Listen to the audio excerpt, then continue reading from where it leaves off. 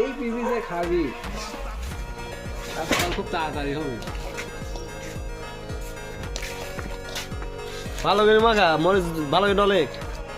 আরে ভাই যে খাবি তাই বুঝবি যে বলছিলে মাখা ঝালি আলাদা মাখা আরে খাটা রে খাটা 30টা আচার দো হয়েছে 1 কেজি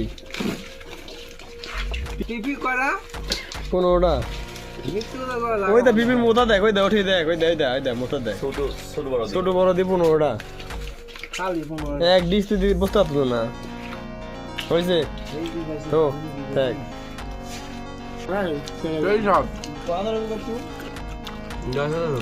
এত সবটা